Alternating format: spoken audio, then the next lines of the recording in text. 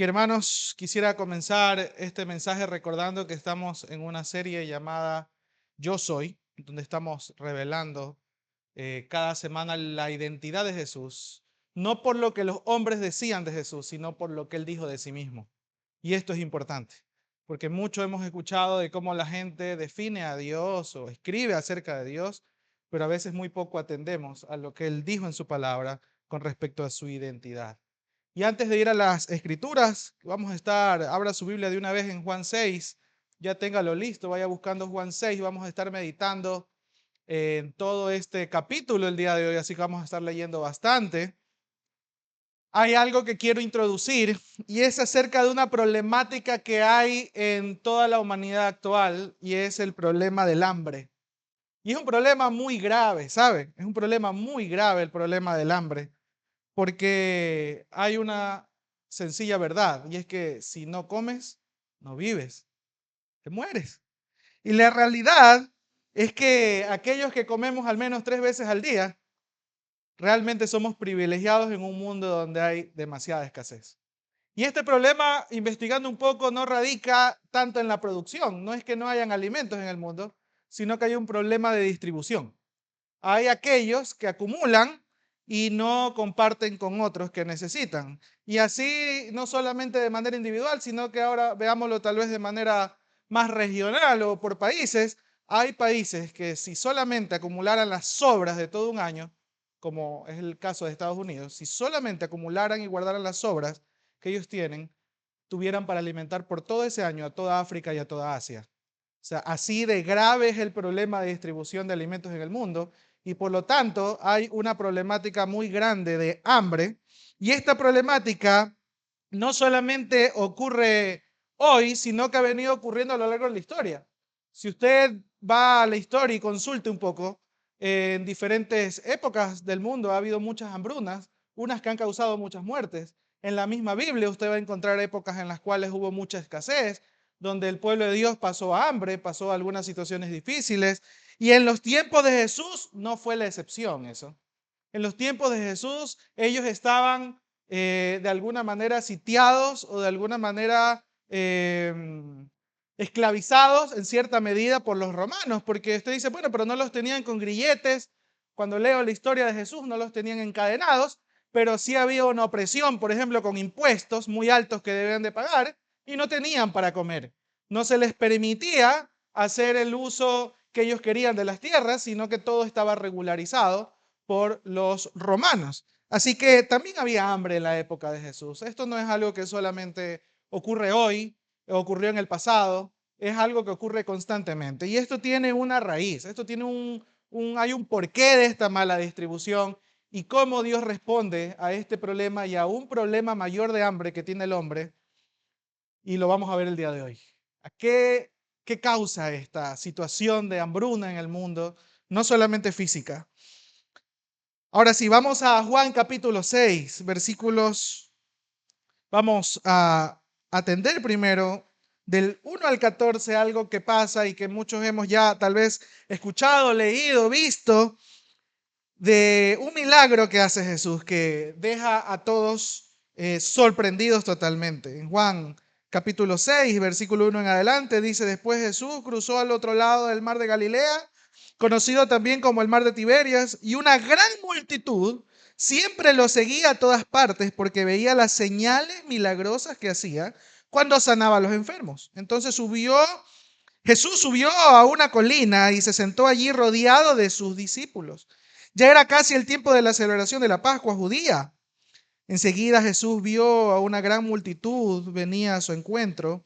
Dirigiéndose a Felipe le preguntó, ¿dónde podemos comprar pan para alimentar a toda esta gente? Lo estaba poniendo a prueba porque Jesús ya sabía lo que iba a hacer. Y Felipe le contesta, aunque trabajáramos meses enteros, no tendríamos el dinero suficiente para alimentar a toda esta gente. Entonces habló Andrés, el hermano de Simón Pedro. Aquí hay un muchachito que tiene 5 panes de cebada y 2 pescados, pero ¿de qué sirven ante esta enorme multitud? Y Jesús dijo, díganle a todos que se sienten. Así que todos se sentaron sobre la hierba en las laderas. Solo contando a los hombres sumaban alrededor de 5,000. Luego Jesús tomó los panes, dio gracias a Dios y lo distribuyó entre la gente. Después hizo lo mismo con los pescados, y todos comieron cuanto quisieron. Una vez que quedaron satisfechos, Jesús les dijo a sus discípulos: ahora junten lo que sobró para que no se desperdicie nada. Entonces ellos juntaron las sobras y llenaron 12 canastos con los restos de la multitud había dejado después de comer de los 5 panes de cebada. Ok, hasta allí, hasta el versículo 14. La gente, al ver la señal milagrosa que Jesús había hecho, exclamó: no hay duda de que es el profeta que esperábamos. Que hasta allí nomás, hasta el versículo 14. Quiero hacer una pausa aquí en este capítulo de Juan 6 que vamos a estar meditando el día de hoy. Pasa que habían estas multitudes que seguían a Jesús y lo venían siguiendo porque Jesús hacía muchos milagros, porque Jesús daba muchas señales de que había poder de Dios en él. Y las multitudes lo venían siguiendo y obviamente Jesús no solamente hacía milagros, sino que también enseñaba.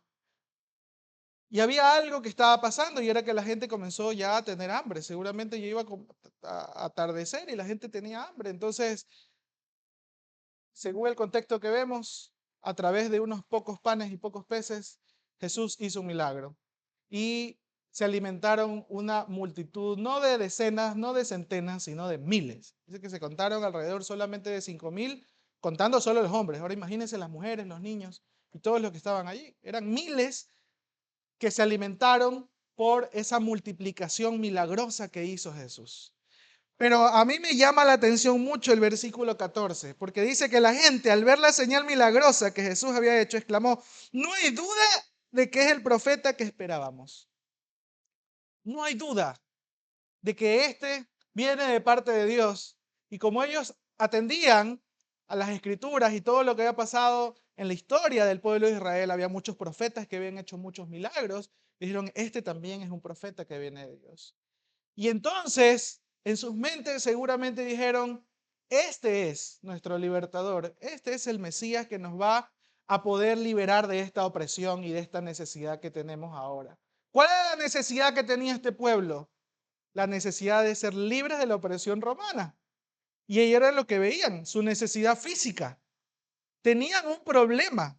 A veces no tenían para comer porque había un imperio romano que los tenía de alguna manera esclavizados, sitiados. Entonces ellos dijeron: aquí está el profeta. Y en su corazón, dice las escrituras, que comenzaron a procurar hacerle rey. Dijeron: ahora sí tenemos que ungirlo y proclamarlo nuestro rey, porque si se arma la guerra no hay problema. Él ya nos demostró que resucita muertos.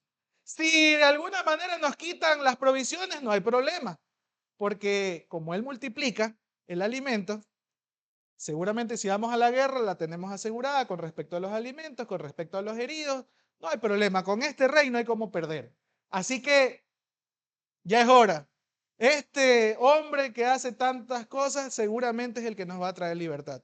Así estaba la gente, contenta, ilusionada de que ya había llegado ese Mesías que los iba a liberar de ese imperio romano. Contentos ellos. Pero sigamos leyendo un poco más adelante. Dice el versículo 15: cuando Jesús vio que estaban dispuestos a hacerlo rey a la fuerza, se escabulló hacia las colinas él solo. Y al atardecer, los discípulos de Jesús bajaron a la orilla del lago para esperarlo, pero al ver que caía la noche y que Jesús aún no había vuelto, subieron a la barca y comenzaron a cruzar el lago rumbo a Capernaum. Poco después se levantó un viento fuerte sobre ellos y el mar agitó mucho. Habían remado unos 5 o 6 kilómetros cuando de pronto vieron a Jesús caminando sobre el agua en dirección a la barca y estaban aterrados, pero él exclamó: no tengan miedo, yo estoy aquí. Entonces lo siguieron con entusiasmo en la barca y enseguida llegaron a su destino. Estaban en un puerto, pasaron un lago y llegaron al otro lado. Pasa el día siguiente que se levanta pues la multitud. ¿Y qué cree? Cuando uno se levanta, ¿qué cree que uno le da? Otra vez hambre. Y a esta gente seguramente le volvió a dar hambre. Y dijeron: ya ahorita ya estamos armando aquí el ejército del Salvador, del Mesías, el que nos va a reinar y a sacar de este problema. Así que vamos a buscarlo para que nos dé de comer. Porque ya lo que nos dio anoche o en la tarde se acabó. Así que vamos a buscarlo. Y el versículo 22 dice que al día siguiente la multitud que se había quedado en la otra orilla del lago se dio cuenta de que los discípulos habían tomado la única barca y que Jesús no había ido con ellos. Entonces varias barcas de Tiberias arribaron cerca del lugar donde el Señor había bendecido el pan y la gente había comido. Y cuando la multitud vio que ni Jesús ni sus discípulos estaban allí, subieron a las barcas y cruzaron el agua hasta Capernaum para ir en busca de Jesús. Lo encontraron al otro lado del lago y le preguntaron: Rabí, ¿cuándo llegaste acá? Ellos sabían que no pudo haber ido en la barca con los discípulos y entonces dijeron: ¿y cómo fue que no nos escapaste? Nosotros no te vimos cruzar el lago. Imagínense, eran multitudes, ¿no? Había multitud, había miles. Gracias a Dios que llegaron otras barcas y cogieron esas barcas que llegaron y imagínense multitudes cruzando ese lago, ¿no? Y llegaron y dijeron: ¿cómo te nos escapaste? Nosotros allá muertos de hambre en la orilla. ¿Cómo es que llegaste aquí? Esa fue la pregunta que hicieron ellos, pero Jesús no les contesta dando la respuesta a esa pregunta que ellos hacen. Versículo 26 dice que Jesús les contesta: les digo la verdad, ustedes quieren estar conmigo porque les di de comer, no porque hayan entendido las señales milagrosas. Pasó algo aquí, y es que Jesús les revela las verdaderas intenciones por las que estaban buscándolo. Ustedes no es que vienen a buscarme a mí, ustedes lo que vienen a buscar es la comida que yo les puedo dar. Por eso es que han venido acá. Yo digo: muchos vemos esto y dicen: qué interesados, qué gente para más interesada. Pero seamos sinceros, ¿cuántos de nosotros no buscamos a Dios y a Jesús mismo cuando tenemos una necesidad grande? Como por ejemplo alguna crisis emocional, alguna crisis financiera, alguna hambruna, alguna necesidad de alimentos, alguna necesidad de sanidad. Nosotros también buscamos a Dios por una necesidad. Entonces, no está mal buscar a Dios por una necesidad. El problema es que tal vez no hemos caído en cuenta que hay una necesidad mayor que la física, de la cual Jesús va a tratar directamente con esas multitudes que estaban con Jesús. Vamos a ver qué tipo de necesidad era esa que Jesús quiere apuntar y que ellos no estaban apercibidos. Versículo 27, sigamos leyendo, les dice: no se preocupen tanto por las cosas que se echan a perder, tal como la comida. Pongan su energía en buscar la vida eterna que puede darles el Hijo del Hombre, pues Dios Padre me ha dado su sello de aprobación. Dice: dejen de preocuparse por las necesidades físicas que ustedes tienen. Dejen de preocuparse por ese pan que se echa a perder, por esa comida que perece. Dejen de preocuparse por ese alimento que se termina y se caduca. Mejor trabajen y preocúpense por ese alimento espiritual que les va a dar vida eterna y que solamente puede darles el Hijo del Hombre, el Hijo de Dios. Pues Dios mismo estaba dando señales que Él era el que iba a darles ese pan, ese alimento que ellos realmente necesitaban. Entonces, ¿se acuerdan que las personas estaban siguiéndolo a Jesús porque habían visto señales milagrosas? ¿Para qué eran las señales? ¿O qué son las señales? Las señales no son otra cosa sino manifestaciones que apuntan hacia algo. Algo está pasando. Si usted ve alguna señal en el cielo y dice: oye, ¿a dónde se originó esto? ¿O por qué se originó esto? Siempre que usted vea alguna señal, va a apuntar a algo. Y todas las señales que se habían dado por los milagros de Jesús estaban apuntando a que Él era el Hijo de Dios, a que Él era el Mesías. Entonces la gente no estaba mirando a Jesús por quién era Él, sino que estaba buscándolo porque habían señales de que Él les podía dar lo que ellos creían necesitar, que era libertad de los romanos, alimento, de alguna manera sanidad para los enfermos, milagros. Estaban muy concentrados en los milagros y en las cosas que estaban pasando, pero no a dónde apuntaban esas señales, que era directamente a identificar quién era Jesús en realidad. Y el versículo 28 dice: nosotros también queremos realizar las obras, contestaron ellos. ¿Qué debemos hacer? Jesús responde que lo único que necesitaban es creer. Versículo 29 dice, Jesús les dijo, la única obra que Dios quiere que hagan es que crean en quien Él ha enviado. La gente estaba muy acostumbrada a cumplir una ley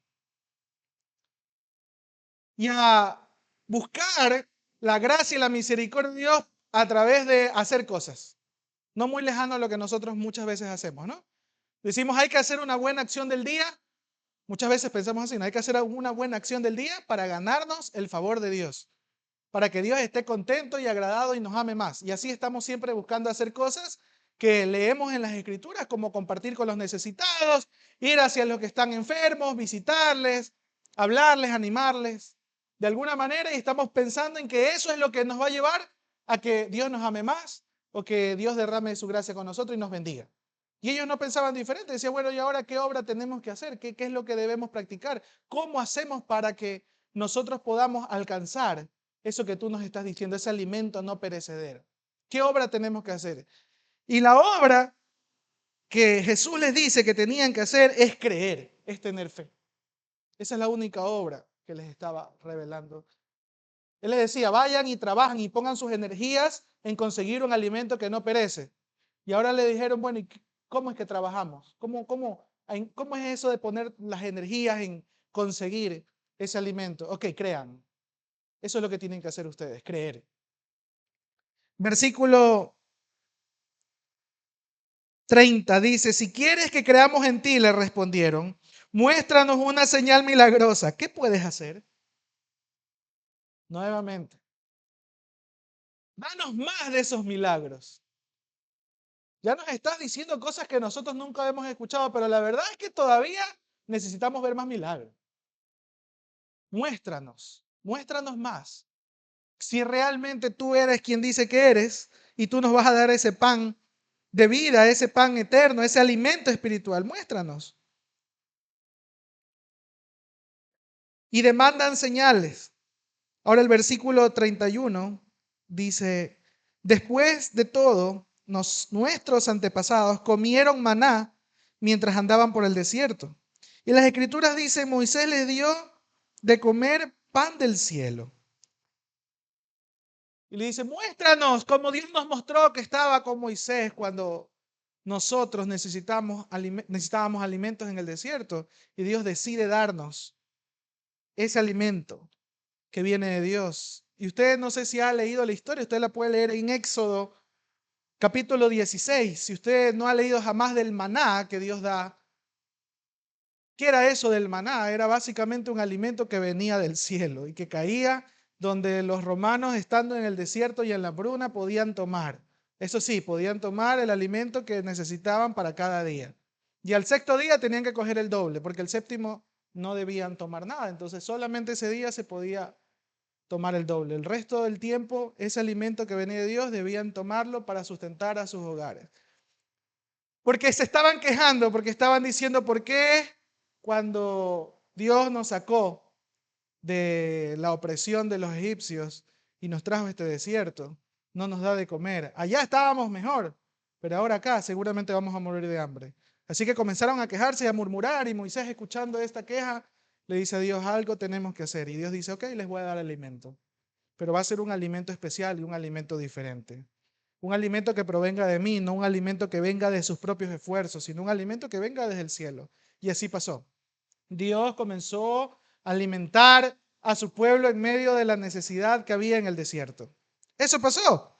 Y ahora ellos se lo sacan en cara a Jesús. Y le dice, ok, me estás hablando de un alimento no perecedero. Nosotros nos acordamos que en la historia de nuestro pueblo, Dios ya nos dio un alimento que nos sirvió en un tiempo de desierto, en un tiempo de necesidad, en un tiempo donde nosotros estábamos con hambre. Muéstranos las señales, una señal parecida al menos. Porque fue por medio de Moisés que se nos dio ese alimento. ¿Cuál fue la respuesta de Jesús? Jesús le responde, les digo la verdad, no fue Moisés quien les dio el pan del cielo, fue mi Padre. Y ahora Él les ofrece el verdadero pan del cielo. Pues el verdadero pan de Dios es el que desciende del cielo y da vida al mundo. No se trata de Moisés, se trata de Dios. Y Dios mismo es quien les dio ese pan. Y ahora es el mismo Dios que pudo sustentar a su pueblo en el desierto, el que viene a darles el verdadero pan de Dios, el verdadero pan de Dios, que es el que desciende del cielo porque da vida al mundo. Señor, le dijeron, danos de ese pan todos los días. Ellos seguían pensando en que sería tal vez un maná recargado, un maná con nutrientes, un maná, un super maná. Dijeron, danos de ese pan cada día. Pues si ese pan es algo que viene de Dios, ese alimento es algo que viene de Dios y nos va a dar vida eterna, es mágico, pues poderoso ese pan. Así que danos ese pan. Y pidieron a Jesús que les diera de ese pan, porque aceptaron y creían que ese pan venía de Dios. Seguían sin creer quién era realmente Jesús, pero estaban ya poniendo su mirada en lo que iba nuevamente a suplir sus necesidades físicas. Sigo leyendo y no se canse, hermanos, no se canse, no se aburra, porque aquí viene lo bueno. Cuando ellos le dicen, danos de ese pan todos los días, Jesús le responde, yo soy el pan de vida. El que viene a mí nunca volverá a tener hambre y el que cree en mí no tendrá sed jamás. Repito nuevamente, versículo 35. Jesús le responde, yo soy el pan de vida. El que viene a mí nunca volverá a tener hambre y el que cree en mí no tendrá sed jamás. Lo que les está diciendo es, no solamente les voy a dar el pan de vida como algo que ustedes van a tomar y van a saciar su hambre física, sino que yo soy ese pan que ustedes necesitan. Yo soy ese pan que ustedes necesitan. Y déjenme decirles algo, ese pan que ustedes necesitan les va a dar vida eterna y les va a dar el privilegio de ya no tener nunca más hambre ni nunca más sed. O sea, no es cualquier pan que va a saciar sus estómagos hoy, sino que les va a dar vida, vida eterna, vida en abundancia. Y esa declaración se conecta con lo que estábamos estudiando la semana pasada, que el pastor Luis hacía una introducción a toda esta serie de cómo Jesús revela en las Escrituras que es verdaderamente Dios. Y esto no es algo que recién Juan aquí comienza a mencionar en su evangelio. Esto es algo que desde el mismo principio de su evangelio, en el capítulo 1, los primeros versículos, revela que Jesucristo es Dios con nosotros. Juan 1 dice, en el principio la palabra ya existía, la palabra estaba con Dios y la palabra era Dios. El versículo 14 más adelante dice, entonces la palabra se hizo hombre y vino a vivir entre nosotros. Estaba lleno de amor inagotable y fidelidad. Y hemos visto su gloria, la gloria del único Hijo del Padre. Juan, y los que hemos leído el Evangelio de Juan, se dan cuenta que lo que Juan trata no solamente es de contar los relatos que estaba aconteciendo en la vida, o habían acontecido en la vida de Jesús, sino que trata de explicar quién era Jesús y por qué, cuál era el significado de todo lo que Jesús había dicho. Y Juan se concentra desde el principio en declarar la identidad de quién era verdaderamente Jesús. Y cuando dice yo soy el pan de vida, no fue cualquier declaración. No fue una sencilla ilustración. No fue un ejemplo. Hermanos, cuando Jesús dice yo soy el pan de vida, está declarando la verdad. Una verdad eterna, la cual no hay discusión, en la cual no hay duda de que Jesús estaba declarando que él no podía ser comparado con otro profeta, con otro maestro. No podía ser solamente un simple libertador del pueblo por la opresión romana, sino que él venía a dar algo que ellos realmente necesitaban, pero que no se habían dado cuenta. ¿Qué era eso? Una necesidad mayor. La necesidad de poder ser salvos de la ira venidera y de poder tener vida eterna. Jesús con esta declaración está dejando claro lo que luego Pablo nos habla en Colosenses capítulo 1. Colosenses capítulo 1, versículos 15 al 18 dice, Cristo es la imagen visible del Dios invisible. Él ya existía antes de que las cosas fueran creadas y es supremo sobre toda la creación. Porque en medio de él Dios creó todo lo que existe en los lugares celestiales y en la tierra. Hizo las cosas que podemos ver y las que no podemos ver, tales como tronos, reinos, gobernantes y autoridades del mundo invisible. Todo fue creado por medio de él y para él. Él ya existía antes de todas las cosas y mantiene unida toda la creación. Cristo también es la cabeza de la iglesia, la cual es su cuerpo. Él es el principio supremo de todos los que se levantan de los muertos. Así que Él es el primero en todo. Cuando Él declara que es el pan de vida, Él está declarando su identidad como el gran yo soy. Él está declarando su identidad como Dios mismo. Y Él está declarando que Él es único, que no hay nada semejante a Él. Entonces, en otras palabras, les está diciendo, no me comparen con ese maná que Dios les dio, que solamente les da una satisfacción física. No me comparen con los otros profetas que hicieron milagros. Yo soy diferente. Yo no vengo a traerles pan, yo soy el pan de vida. Y ahí comienza a explicar mucho más. Y volvamos a Juan, por favor, capítulo 6, para concentrarnos en entender ya a profundidad qué es lo que Jesús está declarando.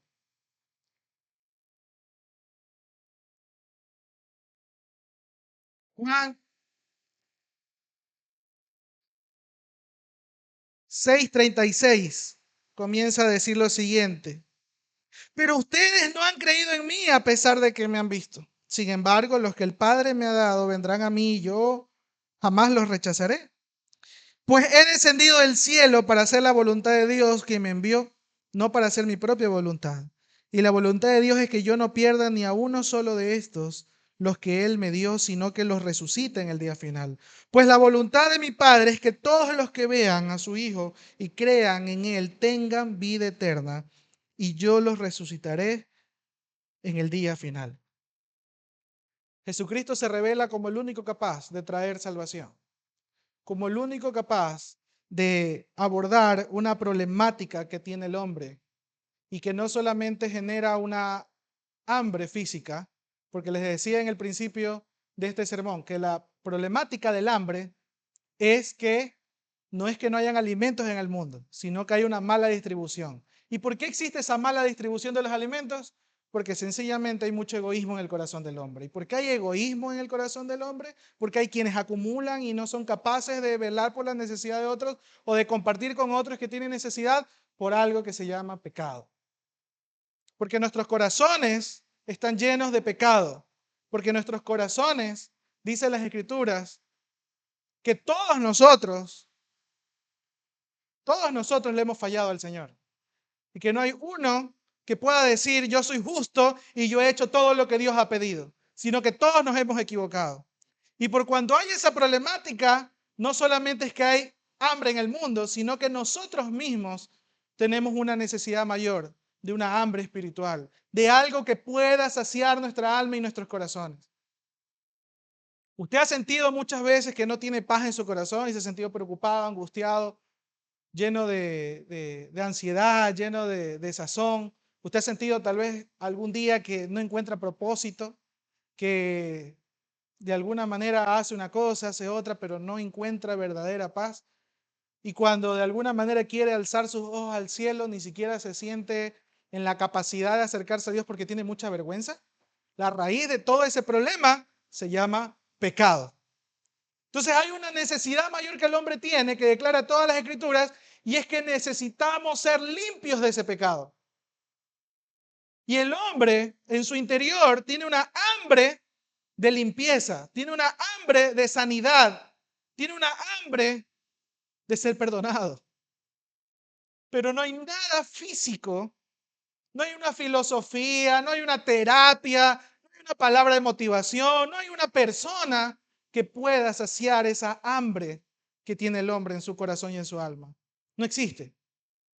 Y ahí la gente la encontramos buscando consejo, terapia, motivación, buscando saciar tal vez su mente con entretenimiento. Estamos en la época de la experiencia y del entretenimiento. Y todos andamos buscando. Si nos sentimos agobiados, dice, ok, yo la verdad es que esto me lo voy a quitar viendo una película. Otro dice, no, yo me voy a quitar esta ansiedad comiendo. No, yo me voy a quitar esta problemática buscando a alguien que me pueda motivar. Y así andamos por el mundo buscando algo que calme esa falta de paz en nuestros corazones a causa del pecado. Pero hay algo que Jesús revela aquí, que Él es el único pan de vida. El único pan que desciende del cielo y que puede realmente suplir la primera necesidad que el hombre debería reconocer en su vida, y es la necesidad de ser limpio del pecado, de ser perdonado y de encontrar verdadera paz con Dios, de poder encontrar la manera de poder tener comunión correcta con Dios, porque nos cansamos de hacer cosas para que Dios nos bendiga. ¿Y sabe por qué nos cansamos de hacer cosas para que Dios nos bendiga? Porque esa no es la vía correcta por la cual Dios nos bendice. Y hacemos una cosa, y hacemos otra, y vamos a la iglesia, y por ahí leemos un libro, leemos la Biblia, y damos de comer a los necesitados, y al final del día muchas veces terminamos agotados y cansados, pero no con nuestro corazón lleno de paz. ¿Por qué? Porque hemos estado haciendo y haciendo cosas como esta gente que decía, bueno, ¿y Dios, y ahora qué? Jesús, ¿y ahora qué es lo que tengo que hacer? ¿Qué obras que tenemos que hacer? Y Jesús le dice, a ver, calma. Lo único que ustedes necesitan es creer. Pero no van a creer en cualquier cosa. Tienen que creer en que yo soy el pan de vida. En que no hay otra cosa que pueda satisfacer sus almas y sus corazones si no soy yo mismo. Yo soy. Yo soy, le decía Jesús. Yo soy. Yo soy. Por eso es que no van a encontrar muchas veces ustedes en las escrituras textualmente Jesús diciendo, a ver, quiero que se sienten, les voy a explicar. Miren, el Dios de sus antepasados, el Dios que ustedes conocieron, el Dios de milagros, ese mismo Dios soy yo. Él les quiere profundizar y hacerles ver que el Dios que se había encarnado y que Él estaba mostrándose ante ellos, venía para no solamente revelar su gloria, su majestad y su carácter, sino que venía por amor a resolver un problema y una hambruna que tiene el hombre en su corazón. Porque Él pudo haber venido desde el cielo, mostrarse ante todos y decirnos, yo soy Jesús, el Hijo de Dios. Sino que vino, se encarnó, caminó entre nosotros, caminó junto a nosotros, nos escuchó, nos exhortó, nos sanó y estuvo enseñándonos como verdadero hombre también a vivir. Y entonces ahora Él revela su identidad, pero en su identidad también está revelando cómo Él puede saciar esa hambre que tiene el hombre, cómo Él está dispuesto a hacerlo. Y lo que demanda de nosotros es una sola obra, creer. Es un solo trabajo, creer, creer en Él. Amén. Sigo leyendo. Con esta declaración, cuando Jesús dice que Él es el pan de vida, también está declarando una exclusividad. Está declarando que Él es el único y verdadero Dios y que no hay otro. Y que de alguna manera solo Él puede darnos eso que ya Juan revelaba antes en un diálogo que tuvo con Nicodemo. Un nuevo nacimiento, una nueva vida, donde no solamente podamos ser amigos de Dios, sino que la Biblia dice que ahora somos hijos de Dios. Hijos de Dios cuando estábamos siendo enemigos de Él a causa del pecado. Ahora Jesús dice, coman de este pan.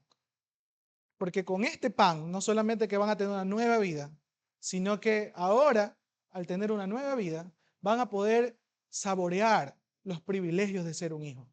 Yo siempre cuando le trato de enseñar esto a las personas que nunca han leído acerca del nuevo nacimiento, les digo, y a mí me gusta esta comparación, es como que si estuviéramos en nuestra casa, y en nuestra casa, nosotros como hijos, bueno, los que tal vez todavía tenemos un hogar donde están nuestros padres. Como hijos podemos abrir la nevera y tomar algo. Sin embargo, el vecino no puede hacer lo mismo. Seguramente, si el vecino va y se mete, lo sacamos a palo como ladrón. Decimos, ¿a dónde vas tú? Esto no te pertenece.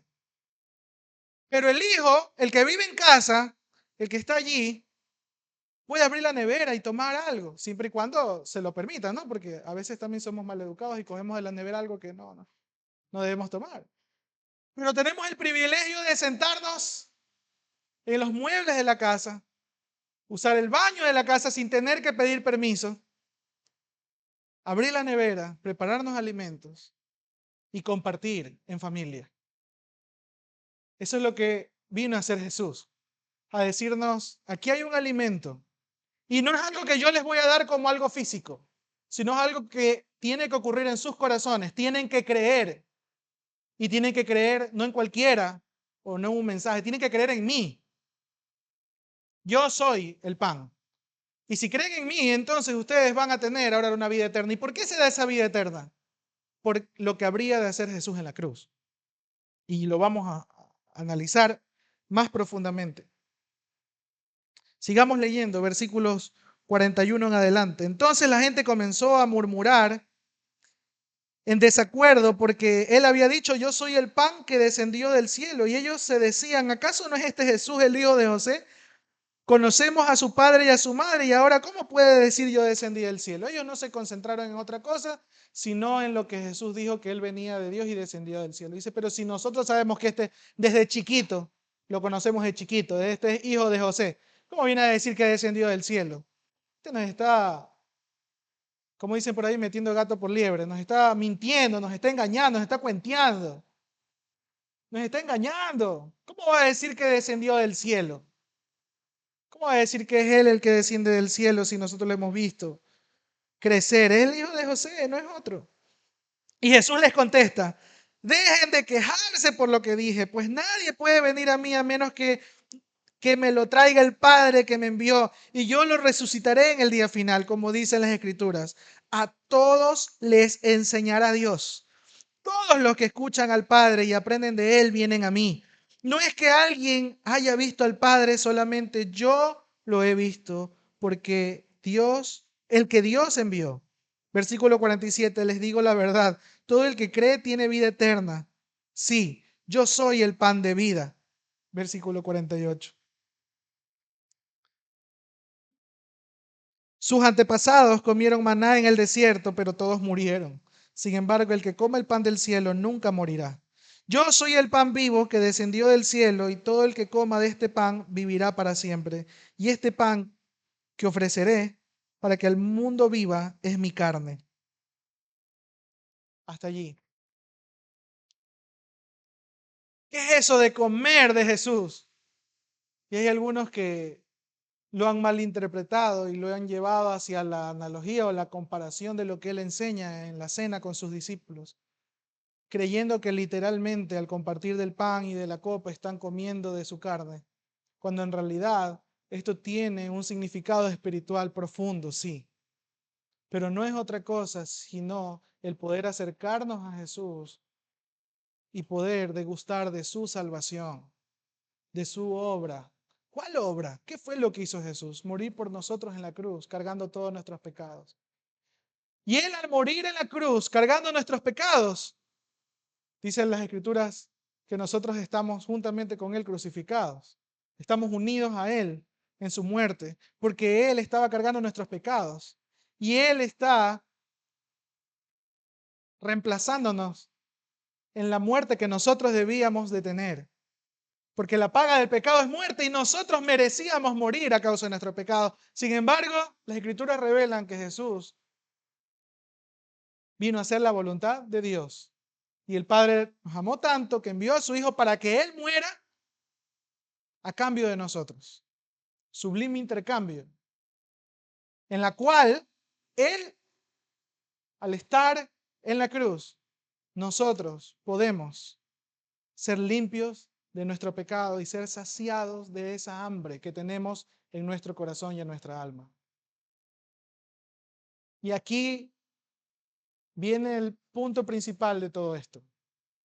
¿Cuántas personas en el mundo no han hecho de Jesús el Dios de sus necesidades? ¿Cuántas personas en el mundo no han hecho de Dios con D minúscula, el Dios que solamente quieren para que supla sus necesidades físicas. Y se hacen un Dios conforme a su mente y se hacen un Dios conforme a sus propias necesidades. Entonces dicen, yo quiero prosperar y tener mucho dinero. Entonces buscan un Dios que hable solo de prosperidad terrenal.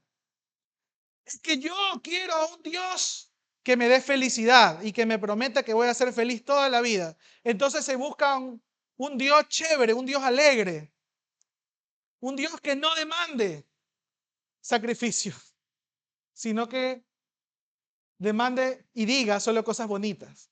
Y otros se han hecho un Dios el cual les brinde solamente una bonita experiencia y un cómodo día para sentirse bien. Y por eso solamente acuden a las iglesias los días domingos. Y las iglesias, lastimosamente, al ver que eso es lo que buscaba la gente, está tratando de buscar las mil maneras de crear una experiencia bonita solamente un día, con más comodidad y con más comodidad. Cuando nunca Jesús nos mandó a levantar templos, Jesús nos mandó a que vayamos a amar al perdido, porque eso fue lo que él hizo. A que salgamos de nuestras casas a hablar de ese pan de vida, a que salgamos y vayamos a poder anunciar que el pan que sacia esa hambre que tiene nuestros corazones ya ha venido al mundo en Cristo Jesús. Eso fue lo que dijo Jesús que hagamos. Sin embargo, nosotros muchas veces hemos hecho un Dios conforme a nuestra propia necesidad física y no espiritual. Y hemos desestimado a Jesús como realmente el Dios que viene a libertar nuestro corazón, a limpiar nuestro corazón, a ponerlo en la vía correcta para que tengamos verdadera comunión con el Padre.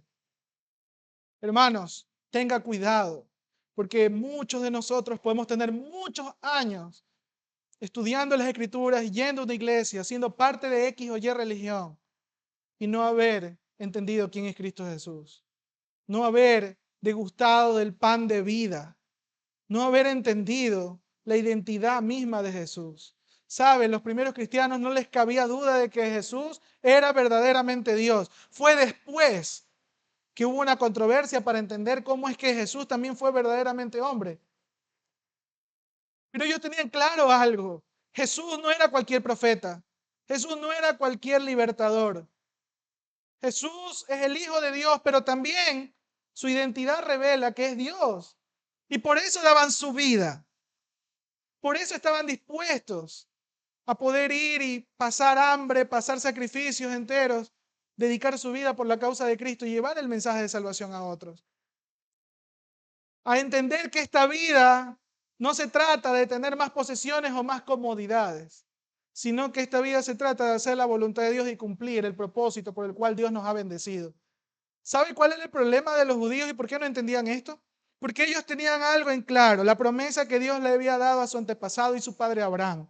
La promesa era que iba a bendecirlo a él y a sus generaciones para que sean bendecidas todas las familias de la tierra. Esa fue la promesa que Dios le da a Abraham. Y entonces ellos pensaban que esa bendición de Abraham se heredaba. Y ellos creían genuinamente en su corazón, realmente estaban convencidos de que la salvación para ellos estaba segura, de que ellos no tenían que arrepentirse de nada. Porque ellos decían, somos del linaje de Abraham, somos el pueblo de Dios, nuestra salvación está asegurada. Y es exclusiva para nosotros, esos gentiles que se mueran en el infierno, nosotros tenemos una salvación asegurada. Entonces, ¿a mí qué me vienes a hablar de que necesitamos ser salvos de una vida eterna? Yo tengo asegurado, que yo soy verdadero linaje de Abraham. Ellos tenían claro eso. Ellos lo que necesitaban y buscaban era no una libertad de su alma, sino una libertad física. Y ellos estaban allí. Allí habían elevado lo físico como la necesidad primaria que ellos tenían. Y por eso cuando Jesús les hablaba de esto, ellos solo pensaban en cómo Jesús podía suplir esa necesidad primaria, que era una necesidad física. Pero la necesidad del alma creían que solamente por ser descendientes de Abraham ya estaba hecha y resuelta. Y Jesús vino a decirles, no entiendan que ustedes lo que necesitan es arrepentirse de sus pecados. Que esa falsa religiosidad, ese ritualismo que ustedes viven, no les va a ayudar en el día postrero, no les va a ayudar en el día que estén cara a cara con Dios.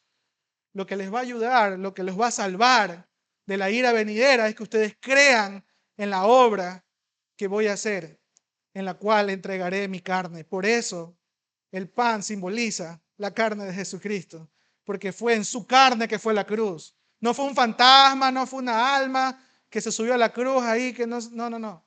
Fue Jesucristo hombre el que subió a la cruz y sufrió en la cruz. Y sufrió y le dolió igual como a nosotros nos puede doler cuando seamos o pudiésemos ser flagelados, escupidos, maltratados, despreciados y crucificados.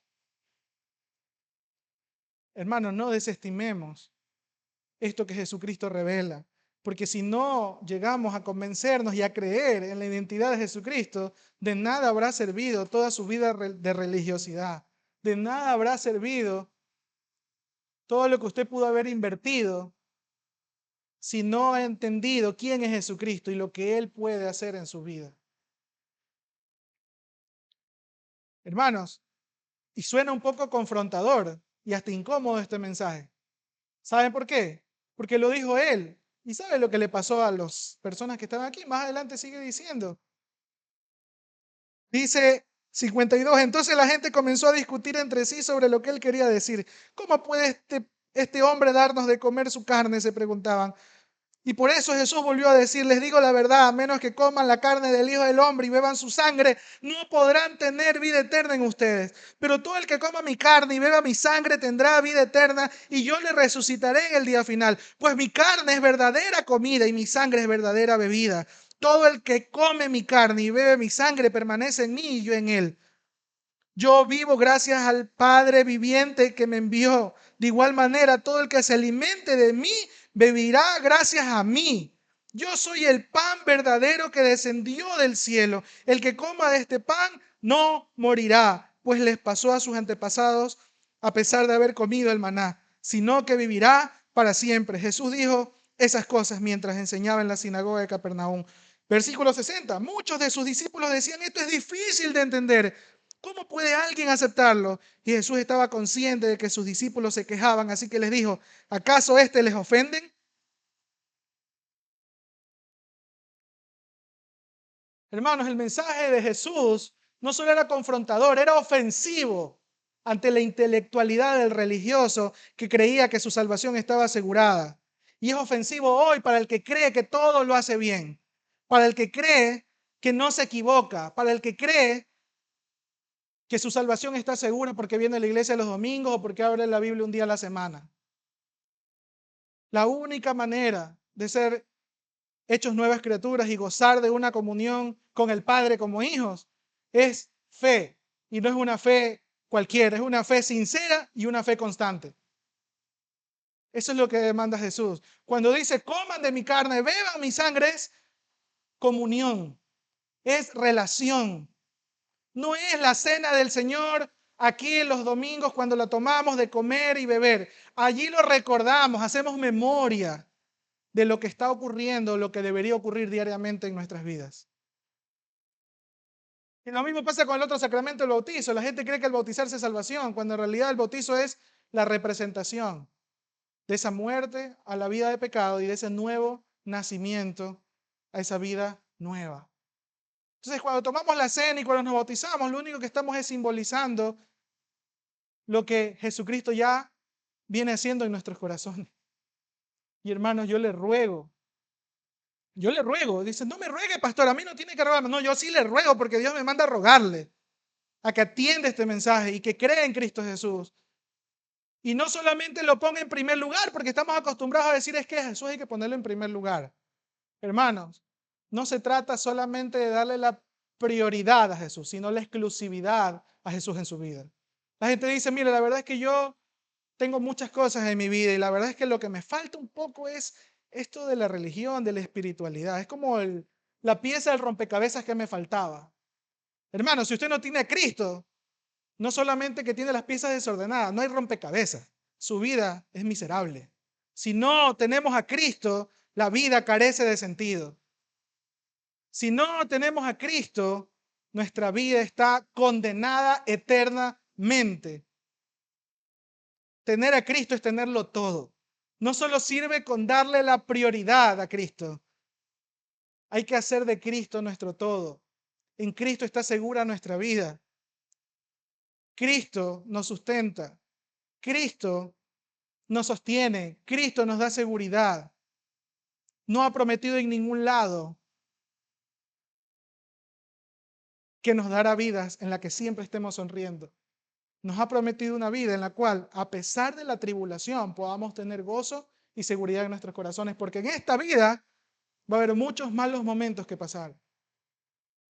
Y hay muchos que ustedes saben que siendo cristianos hay muchas crisis y situaciones adversas que hemos venido pasando. Sin embargo, ¿quién es que nos ha sostenido en medio de eso? ¿Quién es el que nos ha llenado de paz y de esperanza en medio de esa situación de pérdida, de crisis, de ansiedad, de depresión? ¿Quién es que nos ha sostenido? Jesucristo, no hay otro. Vaya y busque otro tipo de solución y será perecedera. Porque ese pan se caduca, ese pan perece. Pero Jesucristo es el pan de vida, que no caduca, que no perece. Busque a Cristo. Yo estoy muy de acuerdo en que hay muchas herramientas en este mundo que nos pueden ayudar a trabajar, animarnos en un día difícil.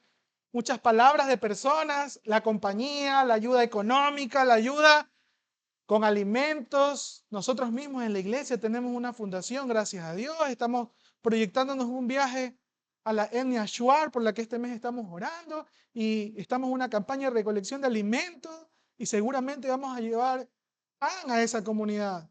Pero si nosotros no llevamos el pan de vida, de nada servirá, porque ese pan se le va a acabar. ¿Me explico? Y al día siguiente, si no tienen al pan de vida, van a correr a llamarnos y a decirnos: hermanos de Guayaquil, ayúdennos, mándennos más pan físico, porque esa es la necesidad que tenemos. Y no digo que no debamos llevárselas, gracias a Dios porque nos da la oportunidad de poder llevárselas. Lo que digo es, ellos tienen que conocer al pan de vida, para que al siguiente día que tengan hambre, puedan decirle: Señor, yo confío en que tú eres mi proveedor.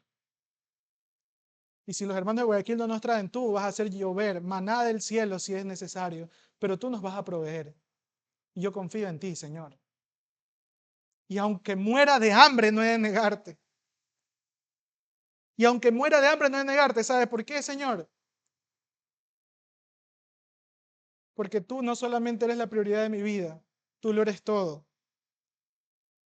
Y serlo todo, aún nuestra vida está a los pies de Cristo.